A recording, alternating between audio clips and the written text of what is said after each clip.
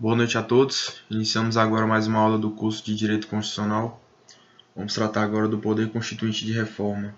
Como de costume, eu vou ler aqui os pontos principais das minhas anotações e em seguida comentá-los. A mudança da situação social é um fato. Deve-se evitar o engessamento que conduz à insuficiência ou inaplicabilidade da norma ultrapassada pela alteração substantiva da realidade social. A adaptação evita que a tensão chegue ao ponto da ruptura total, com seus consequentes efeitos nefastos. Entre aspas, vai-se o bom com o ruim. As reformas constitucionais têm a finalidade de resguardar sua essência para que possa cumprir sua função social de forma adequada. Subordinação à forma e aos limites traçados pelo poder constituinte originário. Duas espécies, revisão e emenda. Bom, primeiro ponto, a mudança da situação social é um fato. Quer dizer, a sociedade muda, as demandas mudam, surgem novos problemas anteriores passam a não ser mais problemas, e se a Constituição ficasse de tal forma engessada, quer dizer, imutável, aquelas prescrições jurídicas contidas na Constituição já não mais seriam suficientes para atender às demandas da realidade, né? A Constituição que foi feita em uma determinada época, houve uma mudança substantiva da realidade social com o passar dos anos, e a Constituição precisa se adequar a essas mudanças, né? Qual a consequência da não adaptação a essas mudanças? A tensão, quer dizer, a tensão entre a realidade que tem determinadas demandas e a Constituição que não atende essas demandas, se essa tensão não for mitigada por meio das reformas, ela pode chegar a um ponto de ruptura total, quer dizer, de uma revolução e do estabelecimento de uma nova ordem, né? E essa ruptura total, ela tem efeitos nefastos, né? Notadamente, geralmente se seguem atos violentos, né? Atos de instabilidade econômica, de instabilidade social, e do ponto de vista estritamente jurídico, corre-se o risco de perder as boas coisas que a Constituição anterior tinha, junto com os elementos chamados de ruins, né, os elementos desatualizados. Quer dizer, por não haver a modificação de determinados elementos, né, da Constituição para adaptação à realidade social, houve o surgimento de uma tensão insustentável que levou a uma ruptura total. Então foi o bom com o ruim, a parte boa da Constituição, quer dizer, a parte aplicável e sadia, junto com a parte inaplicável, né? E o que é justamente uma das coisas que se busca evitar com o exercício do poder de reforma. E a reforma constitucional, ela tem a função não de modificar a Constituição no sentido de alterar, vamos dizer, a essência da Constituição, mas tão somente no sentido de atualizar essa essência às novas demandas que surgem, né? De modo que a Constituição possa cumprir sua função social de forma adequada. Essa mudança, essa reforma, todavia, ela só pode se operar dentro dos limites traçados pelo poder constituinte originário. Que é o poder constituinte originário quem autoriza, fala, olha, ela vai poder ser mudada, e eu estou dizendo aqui como ela vai poder ser mudada, né? E há duas espécies de poder de reforma. O poder de revisão, está previsto no artigo 3º do ADCT, e que é um poder que já foi exaurido, quer dizer, houve a possibilidade de se proceder à revisão. Isso foi feito e não é mais possível de ser feito. E o poder de emenda, que subsiste até hoje, né? E passando adiante, item 1, dentro do capítulo Poder Constituinte de Reforma. Rigidez excessiva O ponto 1 é Constituição rígida e flexível. Rigidez excessiva é um convite à revolução. Necessidade de resguardar as decisões fundamentais. Procedimento dificultoso.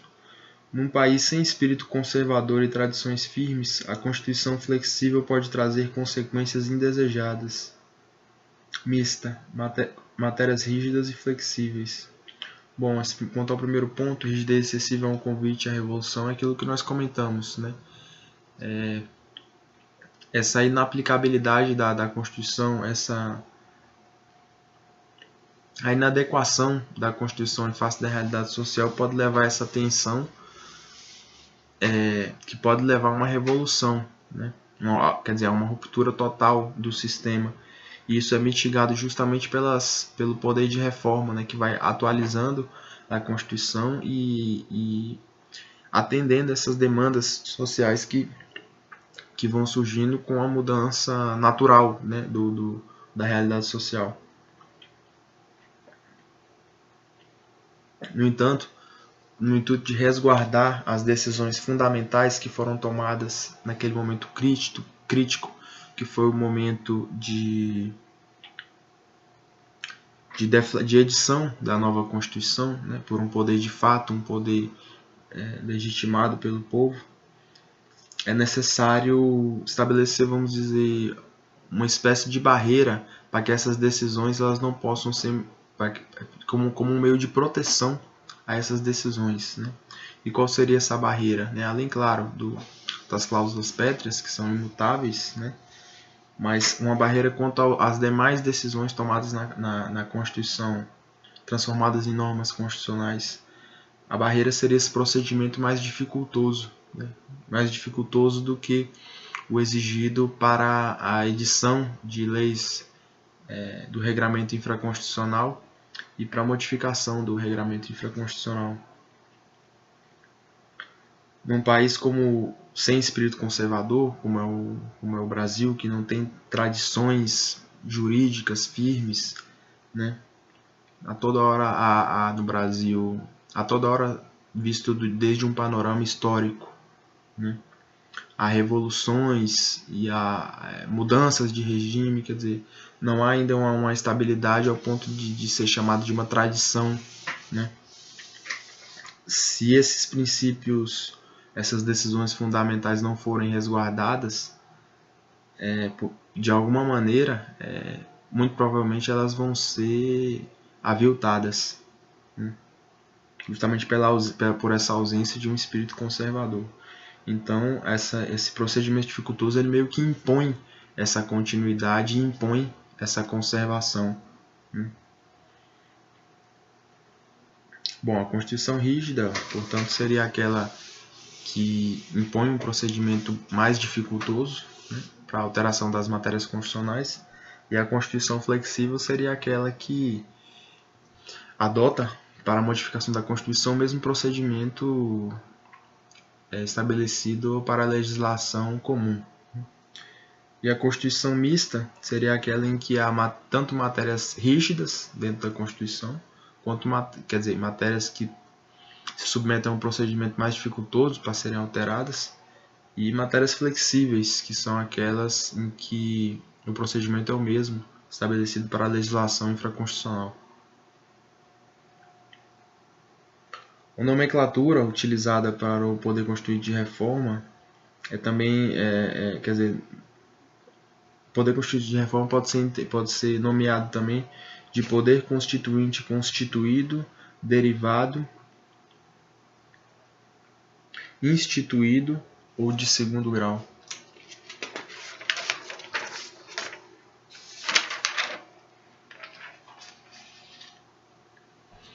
O ponto 3. Limites ao poder de reforma, espécies. Limites de ordem procedimental. Quórum especialmente qualificado. 3/5 nas duas casas em 2 turnos. Bom, aqui já é propriamente a regra procedimental para o processo de emenda da Constituição. Exige um quórum qualificado, a presença mínima de 3/5 dos deputados e senadores, 3/5 em cada casa, e a votação em 2 turnos também em cada casa legislativa, o Senado e na Câmara. Os legitimados, né, os que podem deflagrar esse processo de reforma da Constituição por emenda: 1/3 do Senado ou da Câmara, o Presidente da República, mais da metade das Assembleias Legislativas, pela maioria relativa de seus membros, no caso das Assembleias Legislativas dos Estados, ou também a Câmara Legislativa do Distrito Federal, que é equiparada a uma Assembleia Legislativa. E uma nota importante: não há previsão de iniciativa popular de emenda. Quer dizer, a iniciativa popular pode servir para deflagrar um projeto de lei, tanto em matéria de lei complementar quanto de lei ordinária, mas ela não se presta a deflagrar o processo de reforma da Constituição. Outras notas: é vedada a reapresentação na mesma sessão legislativa de proposta de emenda rejeitada ou havida por prejudicada. A sessão legislativa, salvo engano, corresponde no ano a 2 sessões legislativas. Se eu não me engano, começa em fevereiro e para em junho, e aí recomeça acho que no fim de junho e vai até dezembro, algo assim, como se fosse separação em 2 semestres, né? Se em uma sessão legislativa a emenda for rejeitada ou havida por prejudicada por algum motivo, ela só vai poder ser reapresentada na outra sessão legislativa. Esses foram os limites de ordem, as balizas de ordem procedimental quanto às balizas de ordem circunstancial. São hipóteses, as limitações de ordem circunstancial dizem respeito a contextos históricos adversos à livre deliberação, né? Quando há uma conjuntura histórica que, pela sua própria natureza, ela seria não traria o ambiente mais propício para um livre debate a respeito da modificação da Constituição, que é a lei fundamental do país e é a lei que a lei matriz de todo o sistema jurídico, né? E exige, portanto, vamos dizer, a inexistência de influências circunstanciais externas, né? Há que haver que de alguma maneira possam coagir os legitimados a atuar num sentido ou no outro, né? Essas hipóteses seriam a intervenção federal, que nós vamos ver com calma ainda mais para frente, o estado de sítio e o estado de defesa, né? Tanto na intervenção federal, quanto no estado de sítio, quanto no estado de defesa, não pode haver reforma da Constituição. Limitações de ordem material são as opções definidas como intangíveis pelo poder constituinte originário. São as cláusulas pétreas previstas no artigo 60, parágrafo 4º da Constituição.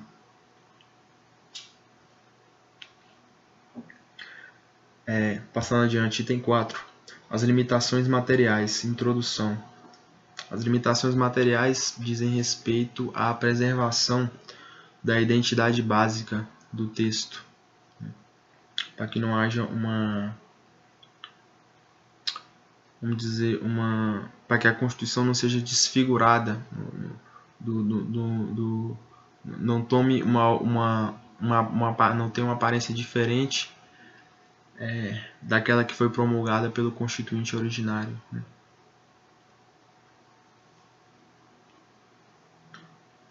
4.1. Limites materiais. Dificuldades teóricas para sua aceitação. Poder constituinte originário é a expressão da vontade do povo, que poderia limitar a atividade dos poderes constituídos. O processo de elaboração da Constituição tem uma perspectiva universal e atemporal, ao passo que as alterações podem estar voltadas a contingências imediatas que, numa escala hierárquica de valores, não poderiam derrogar aqueles princípios fundantes. Núcleo essencial do projeto. Poder de limitação advém da autoridade, poder de fato fundante versus poder instituído, consectário do poder de fato. Essa autoridade só permanece enquanto não irrompe um novo poder constituinte originário.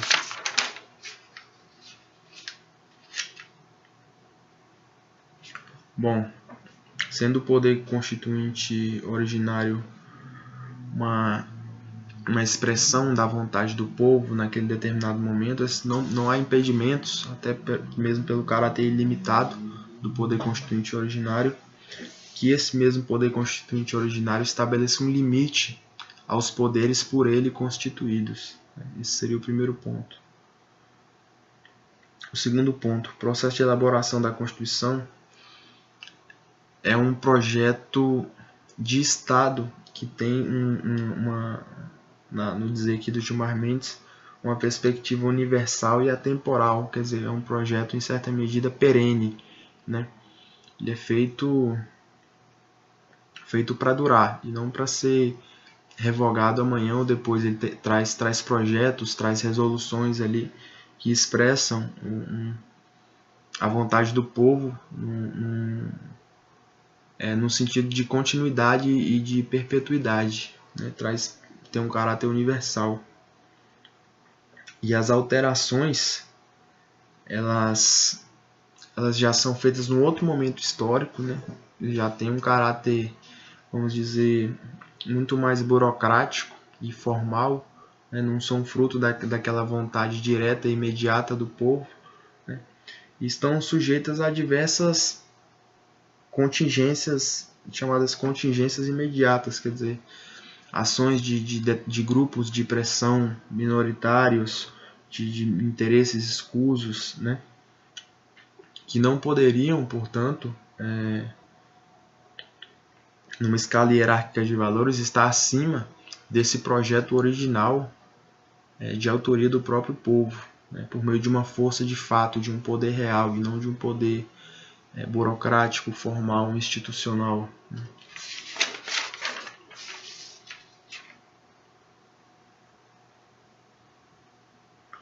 Poder de limitação advém da autoridade, poder de fato fundante, quer dizer, foi um poder real ali que estabeleceu a Constituição, né? Não foi não foi um poder estabelecido por uma mera convenção jurídica ou por um dispositivo burocrático ou do sistema jurídico. Foi um poder real, um poder de fato, né? E esse poder de fato, portanto, ele goza de preeminência, por definição, em face do poder que foi por ele instituído, né? Que é, portanto, um poder instituído é um consectário do poder de fato. Não pode ser maior do que o poder de fato, né? Ninguém pode dar mais direitos do que tem, né? É um brocard jurídico. Isso, mutatis mutandis, se aplica aqui. Bom, passando adiante. Ponto 4. Claro, última nota aqui. Essa autoridade só permanece enquanto não irromper um novo poder constituinte originário. Quer dizer, a limitação é do poder instituído em face do poder constituinte originário. Agora, se irromper um novo poder constituinte originário, toda a ordem jurídica vem abaixo e é estabelecida uma nova ordem. 4.2. Natureza da cláusula pétrea. O poder de revisão deve conter-se dentro dos parâmetros traçados pelo poder originário.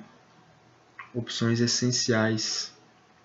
O propósito do poder de revisão não é criar uma nova Constituição, mas ajustá-la, mantendo sua identidade às novas conjunturas.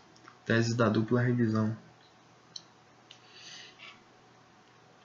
Bom, no estabelecimento da Constituição, o poder constituinte originário pode estabelecer um determinado núcleo essencial e intangível da Constituição, que não pode ser alterado nem mesmo pelo poder de reforma. Esse núcleo intangível quer dizer, as normas contidas nesse núcleo intangível são chamadas de cláusulas pétreas, né?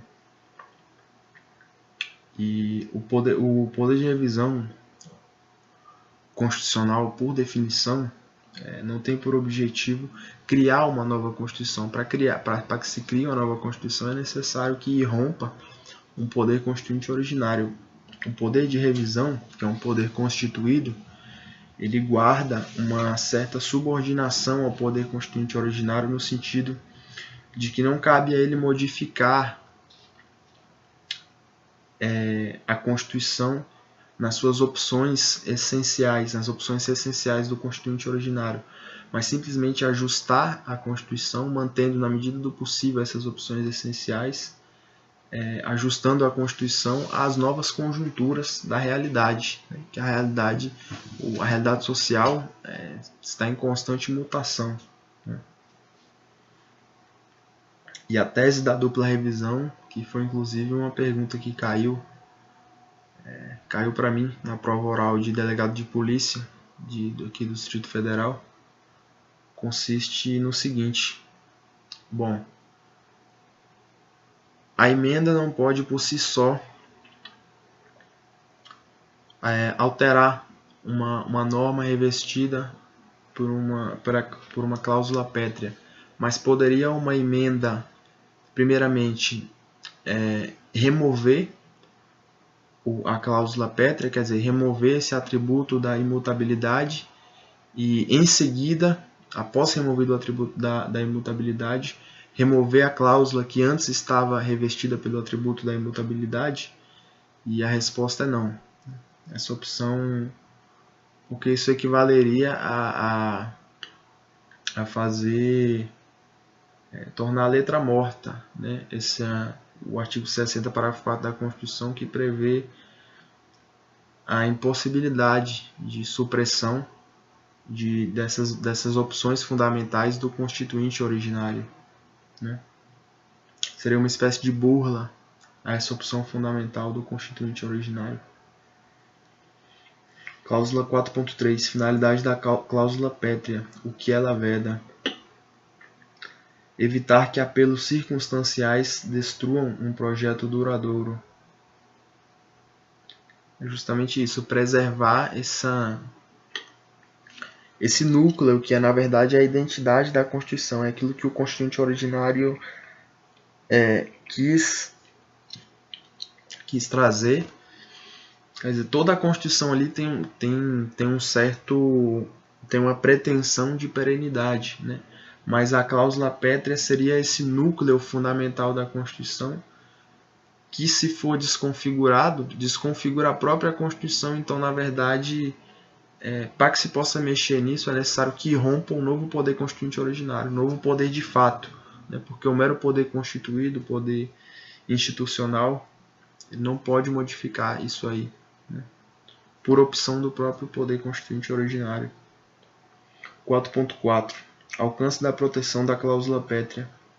A questão não é a mera alteração redacional, mas a essência do princípio protegido e o sentido da norma.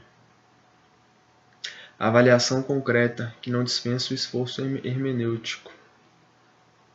Bom, o artigo 60, parágrafo 4, ele diz: não se admitirá projeto de emenda, etc., tendente a abolir a forma federativa de Estado, o voto direto, secreto, universal e periódico, separação dos poderes e os direitos e as garantias individuais. Bom, tendente a abolir. Então, é necessária que, quando surge um projeto de emenda, é necessário que se avalie não se ele meramente vai modificar a estrutura redacional de algum dos preceitos que tratam desses 4 elementos: forma federativa, voto direto, secreto, universal e periódico, separação de poderes e direitos e garantias individuais.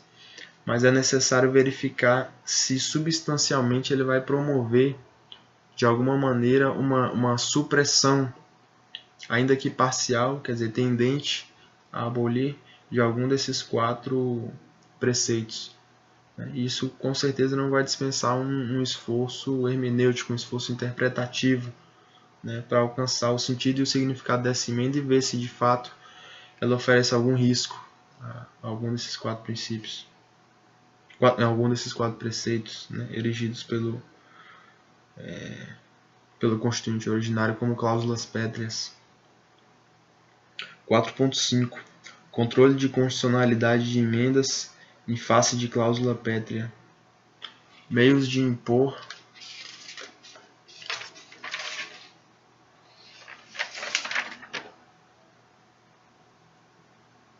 É isso mesmo. Controle de constitucionalidade de emendas em face de cláusula pétrea. Meios de impor a efetiva observância da cláusula pétrea. Parlamentar Federal. Mandado de segurança. Vou começar já comentando isso aqui. Foi estabelecido que não se admitirá nenhuma emenda ou projeto tendente a abolir a forma federativa, o voto direto, secreto, universal e periódico, a separação de poderes, os direitos e garantias fundamentais. Mas o que garante que não vai que uma emenda não vai de fato modificar isso aí? E, portanto, é justamente um controle de constitucionalidade da emenda, tendo como paradigma a cláusula pétrea, né?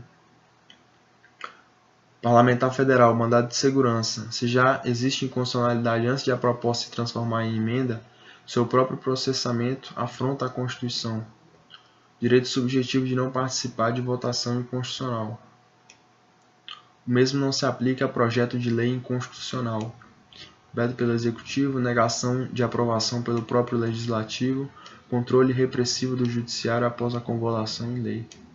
Bom, então, ainda quando a coisa está na esfera do projeto, o parlamentar federal já pode se insurgir contra esse projeto por meio de um mandado de segurança de competência do Supremo Tribunal Federal, arguindo justamente uma ofensa ao direito subjetivo do parlamentar, direito líquido e certo, de não participar de uma votação inconstitucional, quer dizer, de uma votação de um projeto tendente a abolir uma cláusula pétrea, o que é expressamente vedado pela Constituição, né? Se já existe a inconstitucionalidade na proposta, quer dizer, antes da proposta transformar em emenda, o próprio processamento dessa proposta já seria uma afronta à Constituição, né? Porque ela não poderia de maneira nenhuma ser aprovada, né? Então não há por que sequer processá-la. O mesmo, contudo, não se aplica a um projeto de lei inconstitucional, né? Cabível ao mandado de segurança, ainda no curso do trâmite do processo legislativo por parte do parlamentar federal, o que não é cabível no caso de um projeto de lei inconstitucional, né? Justamente porque existe tanto a possibilidade de veto pelo Executivo, né, após a promulgação após a aprovação do projeto de lei pelo Legislativo, quanto a negação de aprovação pelo próprio Legislativo, quanto também o controle repressivo do Poder Judiciário por meio de controle difuso ou concreto, após a convolução do projeto inconstitucional em lei, né? Haveriam outros meios de conter o estrago, né? Vamos dizer assim, né? Bom, meus caros, já são 28 minutos. Vou parar por aqui. Paramos no ponto, então, 4.6. Obrigado pela atenção. Boa noite a todos.